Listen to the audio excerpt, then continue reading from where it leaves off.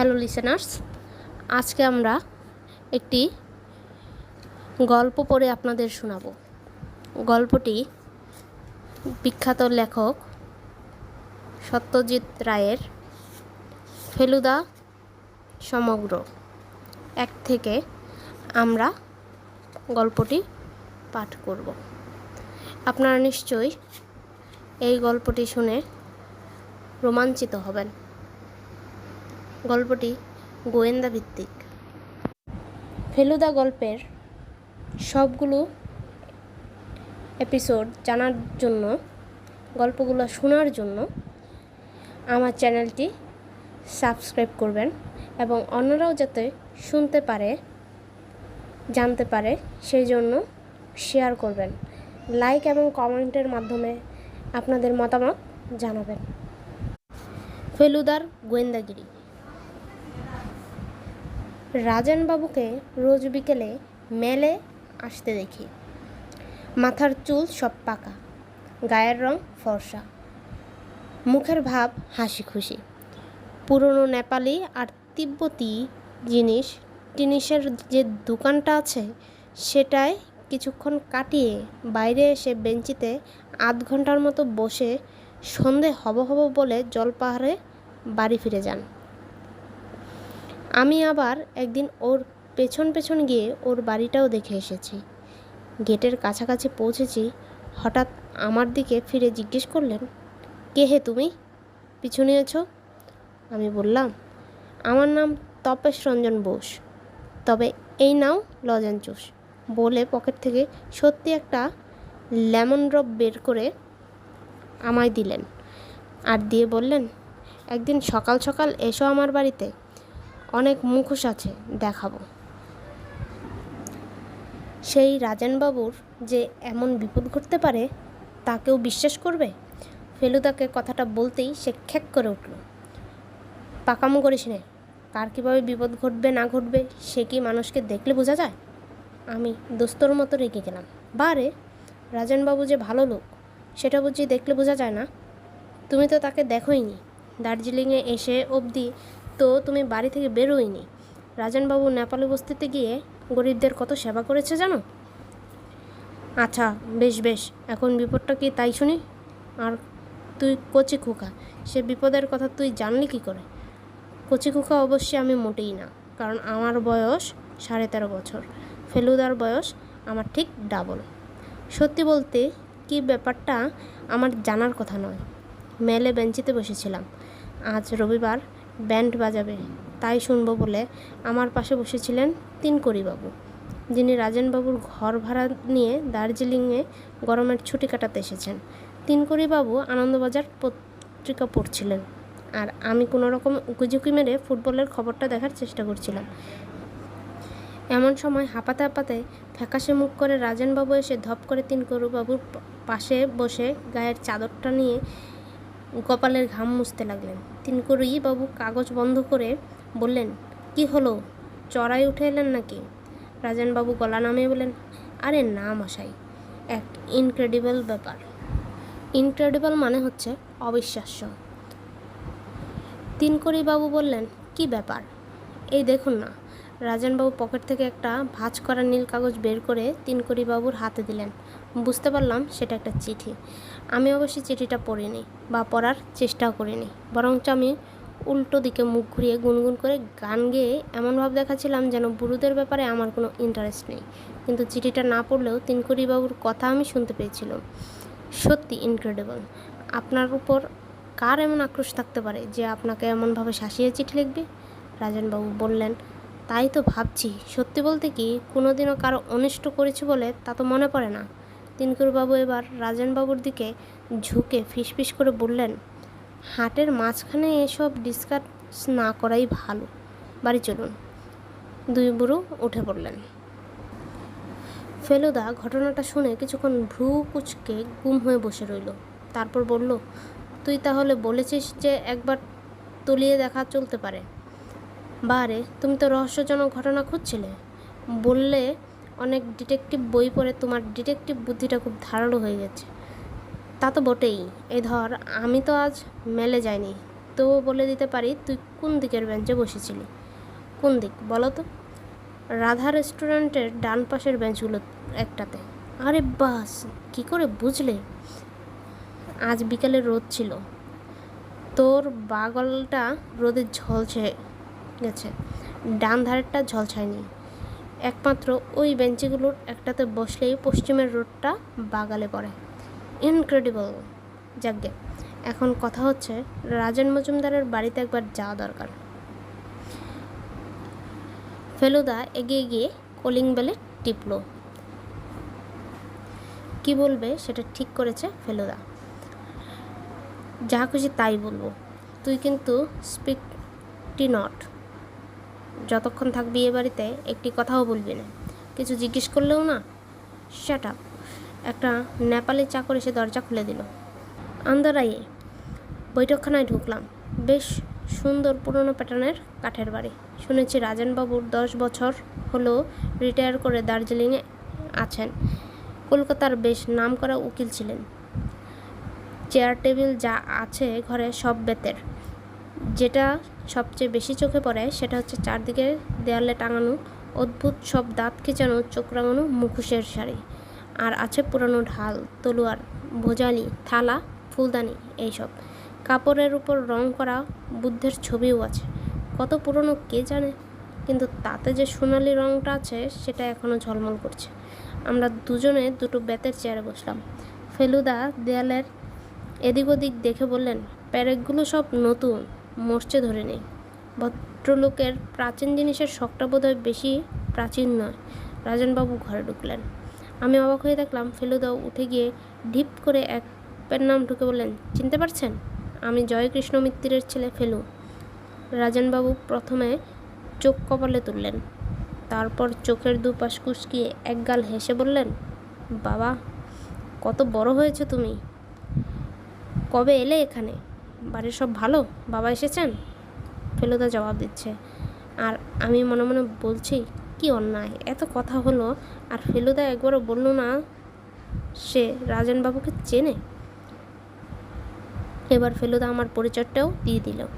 রাজেনবাবুর মুখ দেখে মনেই হলো না যে এই 7 দিন আগে আমাকে লজেনচুষ দেওয়ার কথাটা ওর মনে আছে।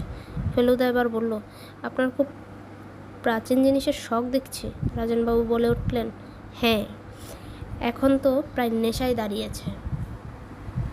কদিনের ব্যাপার, এই তো মাস 6 হবে, কিন্তু এরই মধ্যে অনেক কিছু সংগ্রহ করে ফেলেছি। ফেলুদা এবার একটা গলায় খাকরানি দিয়ে আমার কাছ থেকে শোনা ঘটনাটাই শুনিয়ে বলল, আপনি আমার বাবার মামলার ব্যাপারে যেভাবে সাহায্য করেছিলেন, তার প্রতিদানে আপনার এই বিপদে যদি কিছু করতে পারি। রাজেনবাবুর ভাব দেখে মনে হলো তিনি সাহায্য করলে খুশিই হবেন, কিন্তু তিনি কিছু বলবার আগেই তিনকড়িবাবু ঘরে ঢুকলেন। তার হাঁপানোর বহর দেখে মনে হলো বোধহয় বেরিয়ে ফিরলেন। রাজেনবাবু আমাদের সঙ্গে ভদ্রলোকের আলাপ করিয়ে দিয়ে বললেন, আমার বিশেষ বন্ধু অ্যাডভোকেট জ্ঞানেশচান হচ্ছেন তিনকড়িবাবুর প্রতিবেশী। আমি ঘর ভাড়া দেবে শুনে জ্ঞানেশই ওকে সাজেস্ট করে আমার এখানে আসতে। গোড়ায় উনি হোটেলের কথা ভেবেছিলেন। তিনকড়িবাবু হেসে বললেন, আমার ভয় ছিল আমার এই চুরুটের বাতিকটা নিয়ে। এমনও হতে পারত যে রাজেনবাবু হয়তো চুরুটের গন্ধ সহ্যই করতে পারেন না, তাই সেটা আমি আর প্রথম চিঠিতেই লিখে জানিয়ে দিয়েছিলাম। ফেলুদা বললেন, আপনি কি বায়ু পরিবর্তনের জন্য এসেছেন? তা বটে, তবে বায়ুর অভাবটাই যেন লক্ষ্য করছি বেশি। পাহাড়ের ঠান্ডাটা আর একটু বেশি অ্যাকসেপ্ট করে লুকে। ফেলুদা হঠাৎ বলল, আপনার বোধহয় গান বাজনার শখ। তিনকড়িবাবু অবাক হাসি হেসে বললেন, সেটা জানলেন কি করে? আপনি যখন কথা বলছেন তখন লক্ষ্য করেছি লাঠের উপর রাখা আপনার ডান হাতের তর্জনীটা রেডিওর সঙ্গে তাল রেখে যাচ্ছে। রাজেনবাবু হাসতে হাসতে বললেন, মোক্ষম ধরেছ, উনি ভালো শ্যামাসঙ্গীত গাইতে পারেন। ফেলুদা এবার বলল, চিঠিটা হাতের কাছে আছে? রাজেনবাবু বললেন, হাতের কাছে কেন থাকবে, একেবারে বুকের কাছে।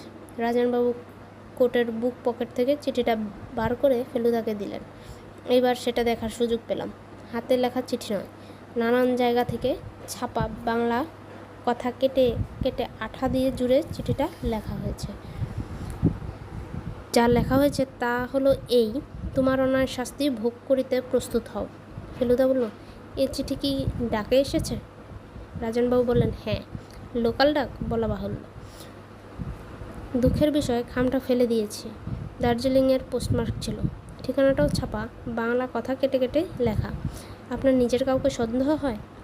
কি আর বলবো বলো, কোনো দিনও কারো প্রতি অন্যায় বা অবিচার করেছি বলে তো মনে পড়ে না। আপনার বাড়িতে যাতায়াত করে এমন কয়েকজনের নাম বলতে পারেন? খুব সহজ। আমি লোকজনের সঙ্গে মিশি কমই। ডাক্তার ফণিমিত্তির আসেন অসুখ বিসুখ হলে। কেমন লোক বলে মনে হয়?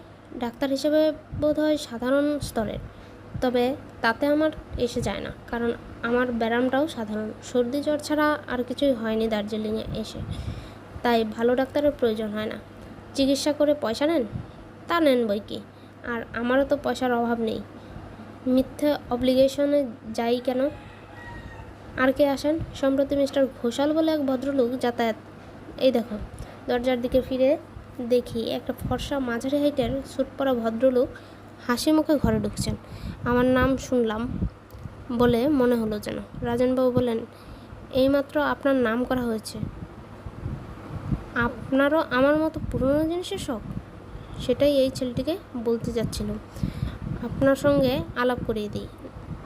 নমস্কারের পর মিস্টার ঘোষাল, পুরো নাম অবনীমোহন ঘোষাল, রাজনবাবুকে বললেন, আপনাকে আজ দোকানে দেখলুম না, তাই একবার ভাবলুম খোঁজ নিয়ে যাই। রাজনবাবু বললেন, না, আজ শরীরটা ভালো ছিল না।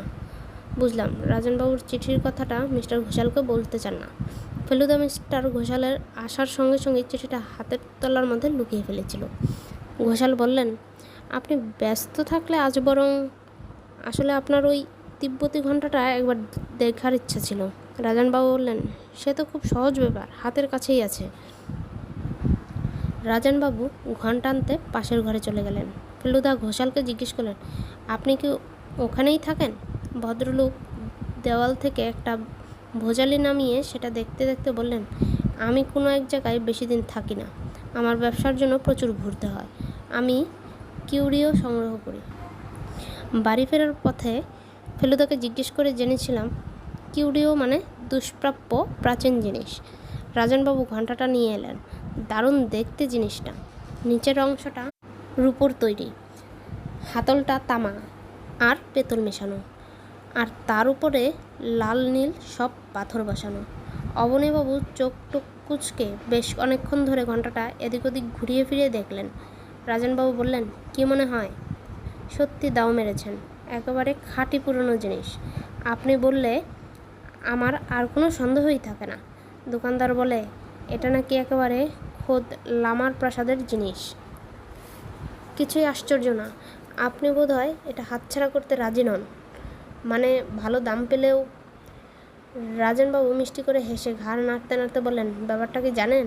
শখের জিনিস ভালোবেসে কিনেছি, সেটা বেচে লাভ করব, এমন কি কেনা দরেও বেচব, এই ইচ্ছা আমার নেই।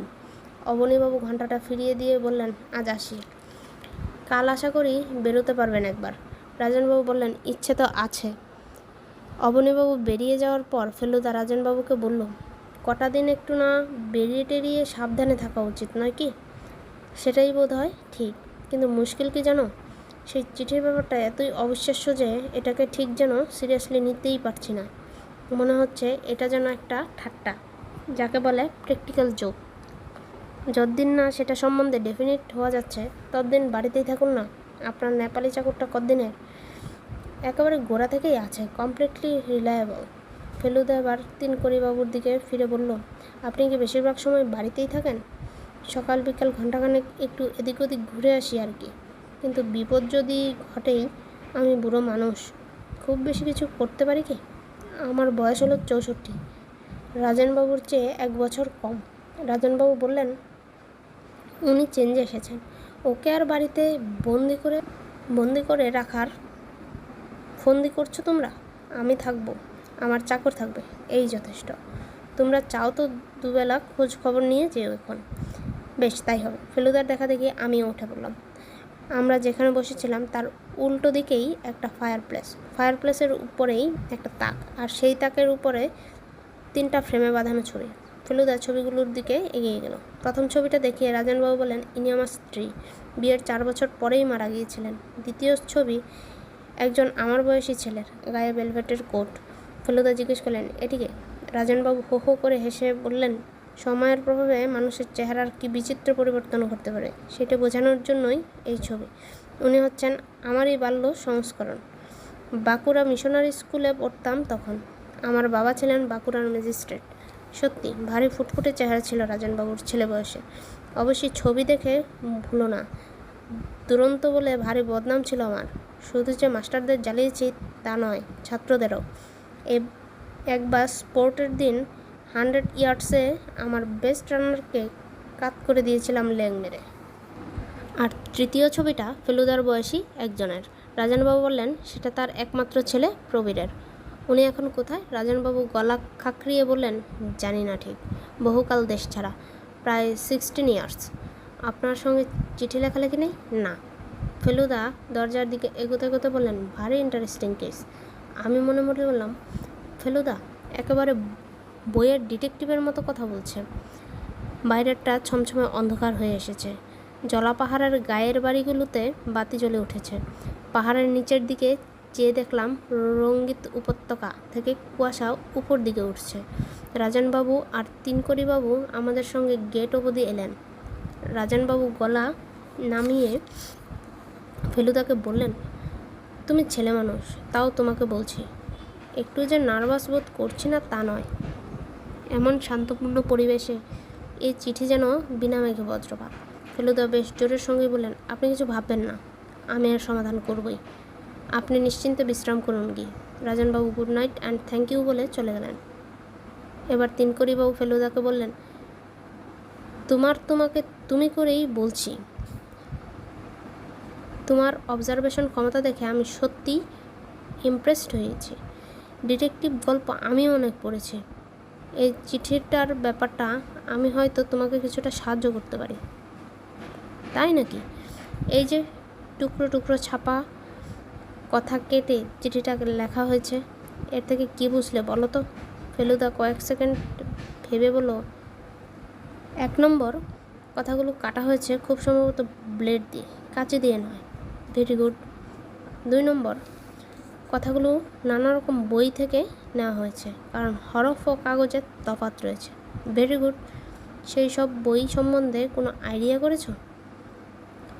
চিঠির 2টো শব্দ, শাস্তি আর প্রস্তুত, মনে হচ্ছে খবরের কাগজ থেকে কাটা। আনন্দবাজার? তাই বুঝি? ইয়েস, ওই টাইপটা আনন্দবাজারেই ব্যবহার হয়, অন্য কাগজে হয় না। আর অন্য কথাগুলো কোনোটাই পুরনো বই থেকে নেওয়া হয়নি, কারণ যে হরফে ওগুলো ছাপা সেটা হয়েছে মাত্র 15-20 বছর। আর যে আঠা দিয়ে আটকানো হয়েছে সেটা সম্বন্ধে কোনো ধারণা করেছো? গন্ধটা গ্রিপ্যাক্স আঠার মতো। চমৎকার ধরেছ, কিন্তু আপনিও তো ধরার ব্যাপারে কম জান না দেখছি। তিনকড়িবাবু হেসে বললেন, কিন্তু তোমার বয়সে আমি ডিটেকটিভ কথাটার মানে জানতাম কিনা সন্দেহ। বাড়ি ফেরার পথে ফেলুদা বললেন, রাজনবাবুর মিস্ট্রি সলভ করতে পারবো কিনা জানি না, কিন্তু সেই সূত্রে তিনকড়িবাবুর সঙ্গে আলাপটা বেশ ভাও পাওয়া গেল। আমি বললাম, তাহলে উনিই ব্যাপারটা তদন্ত করুন না। তুমি আর মিথ্যে মিথ্যে মাথা ঘামাচ্ছ কেন? আহা, বাংলা হরফের ব্যাপারটা জানা আছে বলেই কি সব জানবেন নাকি? ফেলুদার কথাটা শুনে ভালোই লাগলো। ওর মতো বুদ্ধি আশা করি তিনকড়িবাবুর নেই। মাঝে মাঝে ফোড়ন দিলে আপত্তি নেই, কিন্তু আসল কাজটা যেন ফেলুদাই করে। কাকে অপরাধী বলে মনে হচ্ছে ফেলুদা? অপরা কথাটার মাঝখানেই ফেলুদা থেমে গেল। তারপর দৃষ্টি দেখলাম একজন লোককে ফলো করে পিছন দিকে ঘুরছে। লোকটাকে দেখলি? কই না তো, মুখ দেখিনি তো। ল্যাম্পের আলোটা পড়লো আর ঠিক মনে হলো। ফেলুদা আবার থেমে গেল। কি মনে হয় ফেলুদা? না, বোধহয় চোখের ভুল। চল, পা চালিয়ে চল, খিদে পেয়েছে। ফেলুদা হলো আমার মাস্তুতো দাদা। ও আর আমি আমার বাবার সঙ্গে দার্জিলিংয়ে বেড়াতে এসে শহরের নিচের দিকে স্যানাটোরিয়ামে উঠেছি। সেখানে বাঙালি ভর্তি। বাবা তাদের মধ্যেই মধ্যবয়সী সমবয়সী বন্ধু জুটিয়ে খোশ গল্প করে সময় কাটান। পরের দিন সকালবেলা ফেলুদা আমাকে কিছু না জানিয়ে বেরিয়ে গেছে। কিন্তু বিষয়টা আমার একদমই পছন্দ হলো না। আমি বাইরে বেরিয়ে এসে দেখলাম ফেলুদা বাইরে দাঁড়ানো ট্যাক্সি স্ট্যান্ডের সামনে। আমি বললাম, তুমি আমায় ফেলে বেরিয়ে গেছো কেন? ফেলুদা বলল, শরীরটা ম্যাজম্যাজ করছিল, তাই ডাক্তার দেখাতে গেছিলাম। ফোনি ডাক্তার? তোরও তো একটু বুদ্ধি খুলেছে দেখছি। দেখালে, 4 টাকা ভিজিট নিল আর একটা ওষুধ লিখে দিল। ভালো ডাক্তার। অসুখ নেই তাও পরীক্ষা করে ওষুধ দিচ্ছে। কেমন ডাক্তার বুঝে দেখো। তারপর বাড়ির যা চেহারা দেখলাম তাতে পয়সার যেন খুব বেশি তাও মনে হয় না। তাহলে উনি কখনোই চিঠিটা লেখেননি কেন? গরিব লোকের এত সাহস হয় না। তা টাকার দরকার হলে হয় বই কি, কিন্তু চিঠিতে তো টাকা চায়নি। ওইভাবে খোলাখুলি বুঝে কেউ টাকা চায়? তবে রাজনবাবুর অবস্থা কাল কীরকম দেখলি বলতো? কেমন যেন ভীত ভয় পেয়ে মনের অসুখ হতে পারে। সেটা জানিস? তা তো পারেই। আর মনের অসুখ থেকে শরীরের অসুখ তাও হয় বুঝি? ইয়েস। আর শরীরের অসুখ থেকে ডাক্তার ডাকতে হবে, সেই আশা করি তোর মতো ক্যাবলারও জানা আছে। ফেলুদার বুদ্ধি থেকে আমার প্রায় নিঃশ্বাস বন্ধ হয়ে এলো। অবশ্যই ফোনি ডাক্তার যদি সত্যি এত সব ভেবে টেবে চিঠিটা লিখে থাকে তাহলে ওর বুদ্ধি সাংঘাতিক বলতে হবে। মেলের মুখে ফোয়ারার কাছে যখন এসেছি তখন ফেলুদা বলল, কিউরিও সম্বন্ধে একটা কিউরিওসিটি বোধ করছে। কিউরিওর মানে কি? আগেই বলেছিলাম। কিউরিওসিটি মানে হলো কৌতূহল। সেটা স্কুলেই শিখেছি। আমার ঠিক পাশেই নেপাল কিউরিও শপ। রাজনবাবু আর অবনীবাবু এখানেই আসেন। ফেলুদা শটান দোকানের ভেতর গিয়ে ঢুকলো। দোকানের গায়ে ছাই রঙের কোট, গলায় মাফলার আর মাথায় সোনালি কাজ করা কালো টুপি। ফেলুদাকে দেখে হাসি হাসি মুখ করে এগিয়ে গেল। দোকানের ভেতরটা পুরনো জিনিসপত্রে গিজগিজ করছে। আলোও বেশি নেই আর গন্ধটাও যেন সেকালে। ফেলুদা এদিক ওদিক দেখে গম্ভীর গলায় বলেন, ভালো পুরনো থাঙ্কা আছে? ওই পাশের ঘরে আসুন। ভালো জিনিস তো বিক্রি হয়ে গেছে সব, তবে নতুন মাল আবার কিছু আসবে। পাশের ঘরে যাওয়ার সময় আমি ফেলুদার কানের কাছে মুখ নিয়ে গিয়ে বললাম, থাঙ্কা কী জিনিস? ফেলুদা দাঁত চেপে বলল, দেখতেই তো পাবি। পাশের ঘরটা আরও ছোট, যাকে বলে একেবারে ঘুরছি। দোকানদার দেওয়ালে ঝুলানো সিল্কের উপর আঁকা একটা বুদ্ধের ছবি দেখিয়ে বলল, এই একটাই ভালো জিনিস আছে, তবে একটু ড্যামেজড। একই বলে থাঙ্কা। এই জিনিস তো রাজনবাবুর বাড়িতে অনেক আছে। ফেলুদা ভীষণ বিজ্ঞের মতো থাঙ্কাটার গায়ের উপর চোখ ঠেকিয়ে উপর থেকে নিচ অবধি প্রায় 3 মিনিট ধরে দেখে বললেন, এটার বয়স তো 70 বছরের বেশি বলে মনে হচ্ছে না। আমি অন্তত 300 বছর পুরানো জিনিস চাইছি।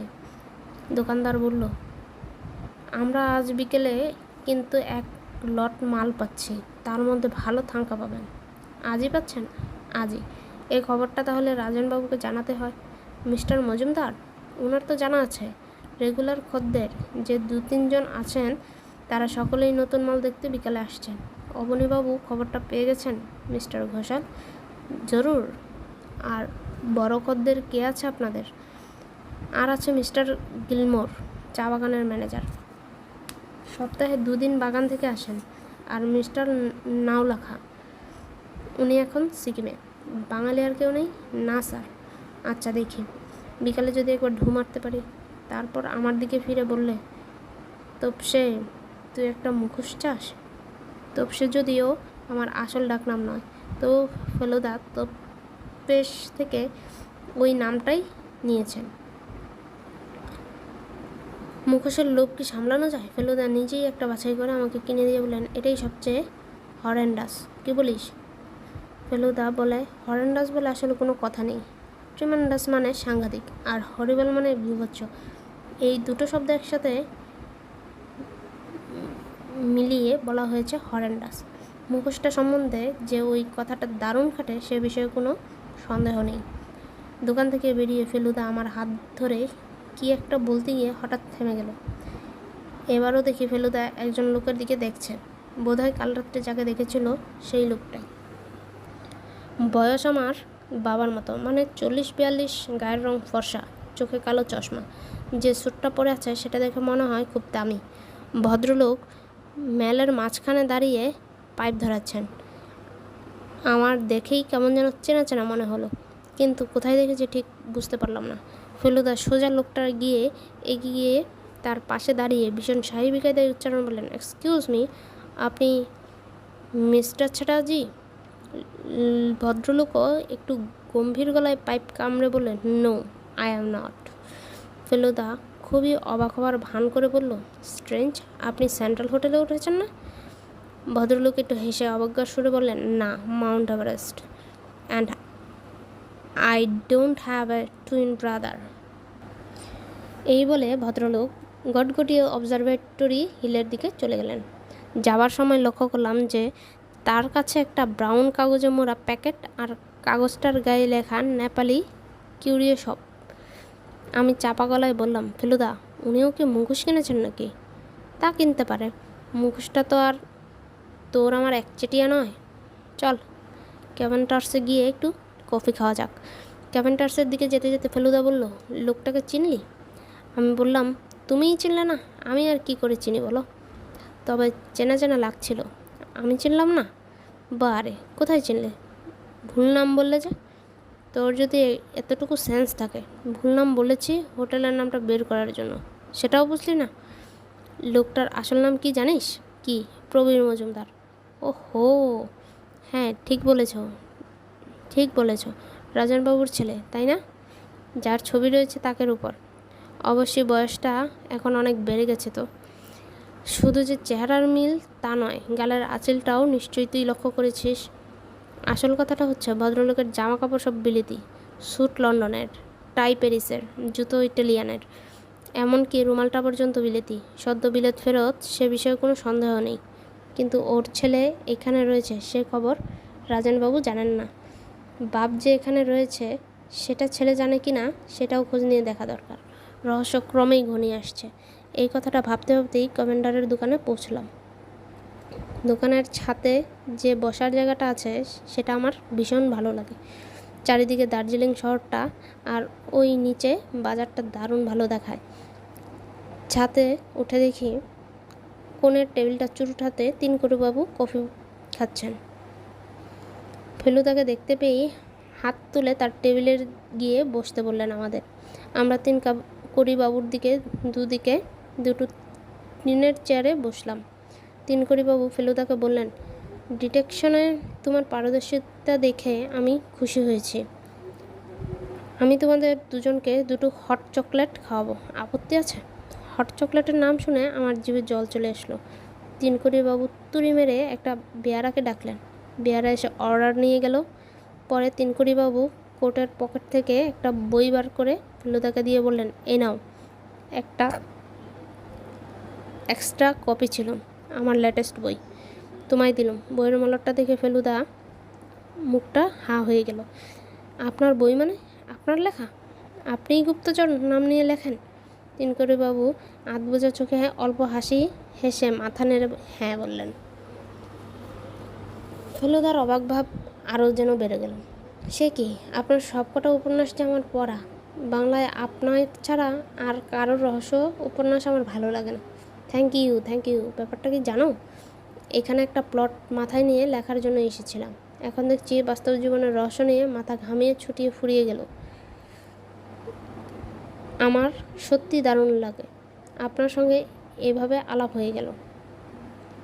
দুঃখের বিষয়, আমার ছুটির মেয়াদ সত্যিই ফুরিয়ে এসেছে। কাল সকালে চলে যাচ্ছি। আশা করছি যাওয়ার আগে তোমাদের আরও কিছু হেল্প করে দিয়ে যেতে পারবো। ফেলুদা এবার তার এক্সাইটিং খবরটা তিনকড়িবাবুকে দিয়ে দিল। রাজনবাবুর ছেলেকে আজ দেখলাম। বলো কি? হ্যাঁ, এই 10 মিনিট আগে। তুমি ঠিক বলছো? চিনতে পেরেছো তো? ঠিক 14 আনা শিওর। মাউন্ট এভারেস্ট হোটেলে গিয়ে খোঁজ করলে বাকি 2 আনাও পুড়ে যাবে বোধ হয়। তিনকড়িবাবু হঠাৎ একটা দীর্ঘশ্বাস ফেললেন। রাজনবাবুর মুখে তার ছেলের কথা শুনেছ? কাল যা বললেন তার বেশি শুনিনি। আমি শুনেছি অনেক কথা। ছেলেটি অল্প বয়সে বকে গিয়েছিল, বাপের সিন্ধুক থেকে টাকা চুরি করে ধরা পড়েছিল। রাজনবাবু তাকে ত্যায্যপুত্র করেন, বাড়ি থেকে বেরিয়ে যেতে বলেন। ছেলেটিও গিয়েছিল, 24 বছর বয়স তখন তার, একেবারে নিখোঁজ।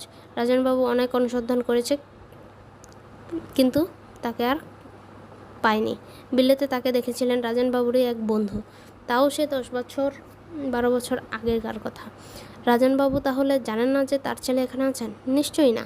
আমার মনে হয় ওকে না জানানোই ভালো। একে এই চিঠির শখ, তার উপর তিনকড়িবাবু হঠাৎ থেমে গেলেন। তারপর ফেলুদার দিকে ফিরে বললেন, আমার বুদ্ধিশুদ্ধি সব লোপ পেয়েছে। রহস্য উপন্যাস লেখা ছাড়া আমার ছেড়ে দেওয়া উচিত। ফেলুদা হাসতে হাসতে বললেন, প্রবীর মজুমদার যে চিঠি লিখে থাকতে পারেন সেটা আপনার খেয়াল হয়নি তো? এক্স্যাক্টলি। কিন্তু তিনকড়িবাবু অন্যমনস্ক হয়েও গেলেন। বেয়ারা হট চকলেট এনে টেবিলে রাখলেন। তিনকড়িবাবু একটু ছড়ে বসলেন। ফেলুদার দিকে ফিরে বললেন, ফণী মিত্তিরকে কেমন দেখলে? ফেলুদা যেন একটু হকচকিয়ে গেল। সে কি, আপনি কী করে জানলেন আমি ওখানে গেছিলাম? তুমি যাওয়ার অল্পক্ষণ পরেই আমিও গিয়েছিলাম। লিসেনার্স, আগামী পর্বে আমরা জানব পরবর্তীতে কী হয়েছিল।